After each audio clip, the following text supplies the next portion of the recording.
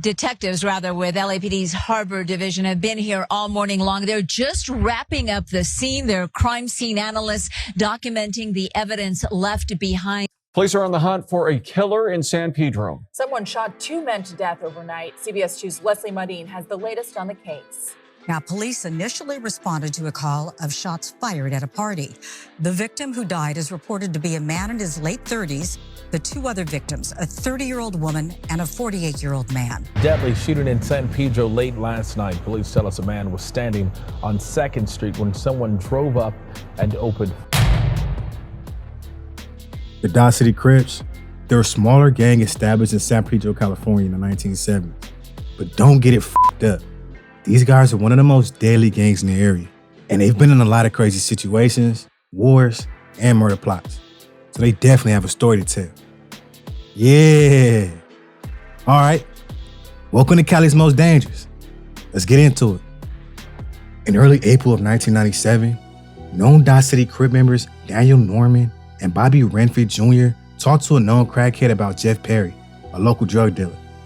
During their conversation, they questioned him on where Jeff lived, the type of drugs he sold, and what gang he ran with. After hearing that information, the Dodge City Crip members immediately put together a plan to rob Jeff of his drugs and money and agreed to carry out the robbery that same evening. That night, the 2 Dodge City Crip members put on a ski mask once they got about a block away from where Jeff stayed and armed themselves, Bobby with a .38 revolver and Daniel with the Uzi. It was time to start the mission. The 2 Dodge City Crip members, they then walk up and spots Perry's fiancée on the stairs just outside of Perry's apartment. Bobby kept walking, but Daniel, he grabbed her and put the Uzis to her head and warned her, "Don't scream." While Daniel was holding the fiancée at gunpoint, Bobby entered the apartment. And upon entering, he encountered a man later identified as Giacomo Candela in the apartment's front room and shot him in the chest. After the shot was fired, the fiancée ran away and Daniel stepped into the apartment's front room. After hearing the shot, Perry emerged from the apartment's back rooms, walking past Candela's body on the floor. And while walking and distracted by the presence of his dead friend, Daniel walks up, puts the Uzi to Perry's head, and demanded that Perry gave up the money in his safe. Fearing for his life, Perry led Daniel and Bobby to a safe, which contained $4,800 in cash and a loaded gun. One of the 2 robbers then pushed Perry to the ground and demanded to know where the other money was, followed by them pulling Perry up and saying, "Let's go," as they started pushing Perry towards his Jeep in the nearby parking lot. Perry, he managed to escape after Daniel and Bobby climbed into the Jeep before Perry, and Perry locked the doors and ran off. Bobby and Daniel then got out of the Jeep and gave chase. And after a short pursuit, they were unable to catch Perry, so they went back to a friend's house to count the cash they got from Perry's safe. In the end, Daniel and Bobby were convicted of the murder of Candela and the armed robbery of Jeff, and the trial court sentenced them to life in prison without the possibility of parole, plus 31 years in state prison. Definitely rest in peace to Candela. He didn't bang, but had ties to drug dealers and other gang members. And unfortunately, this relationship cost him his life. When it comes to the Dodge City Crips, run-ins like these were damn near a common occurrence throughout the 1990s and 2000s, especially when talking about the daily wars this gang is engaged in. With the big one being a gang war with the Rancho San Pedro 13s, a daily gang they used to have close ties with, reside in the same housing projects, and growing up with each other. That escalated into a full-blown racial war, with multiple bodies being dropped on both sides. But to fully address these stories and the Dodge City Crips, we first got to get into the history of these guys. The group, the 8 above me, they started 2nd Street Mob. Right. And my homies came out the pen. They was like, "Nah, you can't be 2nd Street Mob because all the mob hoods are blood hoods, like the Lewis Park Mob, you know. So they might get us mixed up with." This is what I heard. So my homies, let's just start, Dodge City, and like the Wild Wild West. History of the Dodge City Crips. The Dodge City Crips, these los was fully with the shits. Fuck dodging shots, nigga. You better hope we in the Matrix, cause you gonna have to stop the whole clip. Bars, nigga. Hey, I just be fucking with y'all these raps, but that one was fire.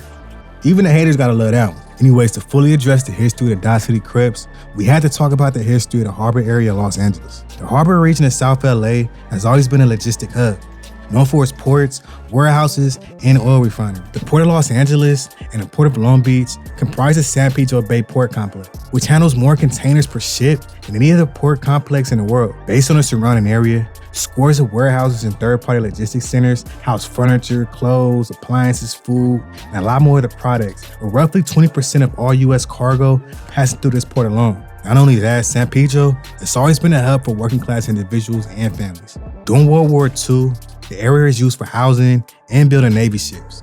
Today, there isn't a Navy presence as far as bases, but it has remained a blue-collar area.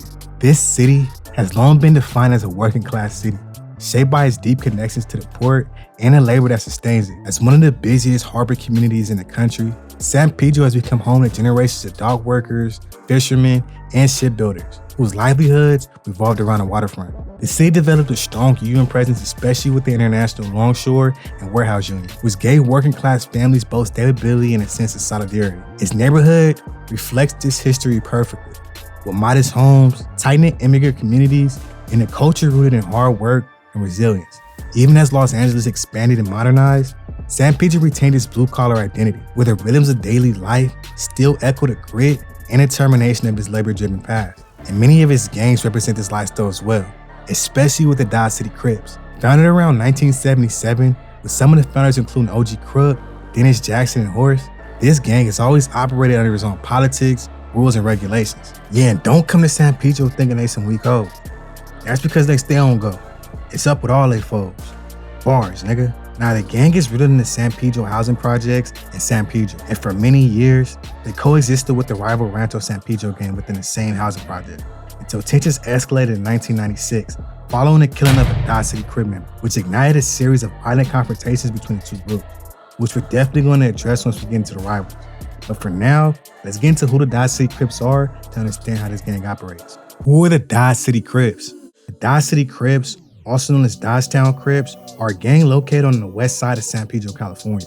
When it comes to races, they're mainly an African-American gang, but they have several other races from here too, including some Mexicans, whites, and even Asian. Their neighborhood is based around the Rancho San Pedro housing projects, which is located on 1st Street between Center Street and Arboles Court. Being established in the mid-1970s, the Dodge City Crips have been active for over 30 years and remain the largest Crip gang in the city of San Pedro. When it comes to attire, members of the Dodge City Crips are known to sport apparel from the Los Angeles Dodgers. When it comes to cliques, they consist of several cliques too, such as 12th Street, 2nd Street Mob, Deuce Street, the Tiny Lokes, Badass Niggas or Band, Highland, and the Baby Mobster. Each of these cliques, they're based on location and age of the member. And while they each have slight differences in means of operation, the one thing they have in common is the hate for their enemies. Well, we never got along with nobody. Allies and rivals of the Dodge City Crips. Hey, Dodge City, they robbed plenty. Just get that shit up or they leaving the clip empty. Bars, nigga. The Dodge City Crips, they have an alliance with the Harbor City Crips due to them sharing the same enemies and being some of the only Crips in the area. But that's pretty much it. When it comes to rivals of the Dodge City Crips, they don't have as many enemies due to the demographics of San Pedro and the surrounding areas, but the ops they do have are engaged in deadly street wars with each other. They're rivals of gangs like the Eastside Payne Bloods, the Waterfront Pirus, as well as the Carson Westside Piru, and all varios of the Wilmot's gang, a gang located in the city of Wilmington. But their biggest enemies is definitely going to be the Rancho San Pedro 13. Our homie, if they want to do that, we go 2 for 1, and who think will lose? Not me. We wish they would tell us like anybody else. You know what? We got a war going with you. Kick some shit off, I guarantee you they would lose. Beef with Rancho San Pedro. When it comes to the beef with the Dodge City Crips and the Rancho San Pedro 13s, this war is intense and also complicated because of the history and the locations of these gangs. That's because these two gangs, they actually used to be really, really close.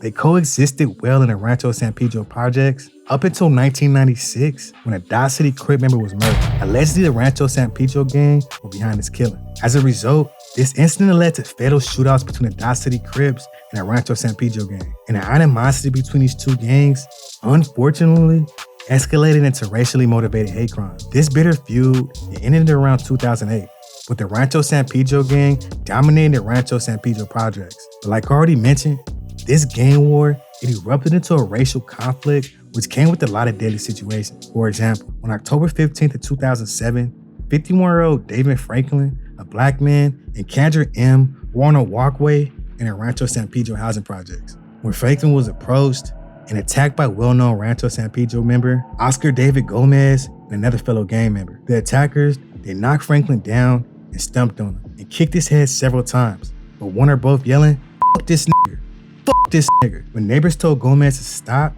he said he was trying to wake Franklin up. He then dragged Franklin a short distance and continued to hit him in the head. Eventually, Gomez departed, leaving Franklin laying on the ground, unconscious and choking. Sadly, Franklin, he never regained consciousness and later died from massive brain hemorrhaging.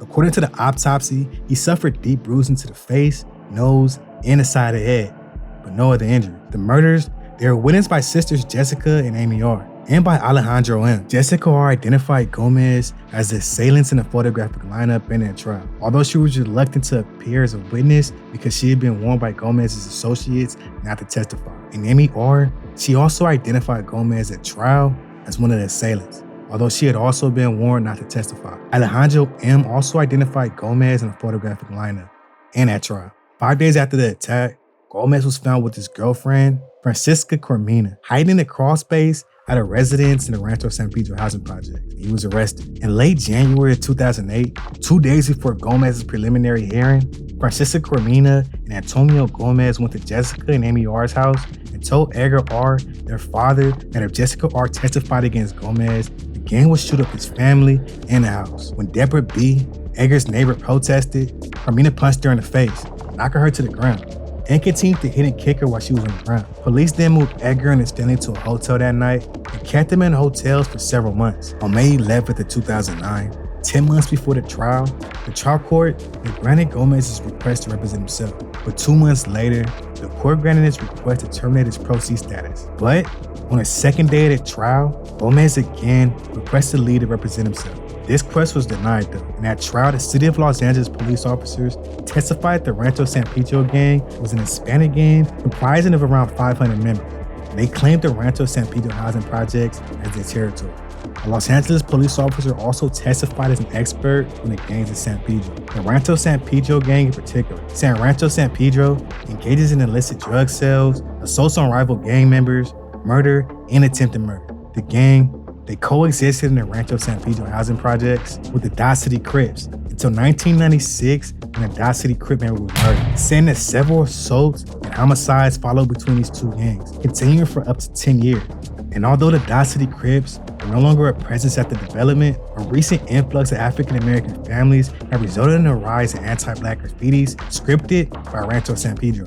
When presented with a hypothetical based on the facts of the assault in this case, the prosecution's expert opined that the assault would have benefited the Rancho San Pedro gang, that the gang is still sending a message to the African-American population inside the housing development, as well as the Dodge City Crip members, that the Rancho San Pedro housing projects belong to the Rancho San Pedro 13, saying as they continue to assault people there, the people will start to live in fear and will develop the tendency to no longer cooperate with the police. It allows the Rancho San Pedro gang to continually promote openly and act out in the Rancho San Pedro housing project, selling drugs for financial gain, as well as to retain respect within the harbor area and the gang culture itself. Even though the assault didn't involve a rival gang member, it would benefit Rancho San Pedro because it shows the ruthlessness of these gang members. In the end, Gomez was sentenced to life in prison. Definitely rest in peace to David Franklin. He didn't bang, and I'm sure he was completely unaware of the racial tension playing out between the Rancho San Pedro 13s and the Dodge City Crips at the time. And unfortunately,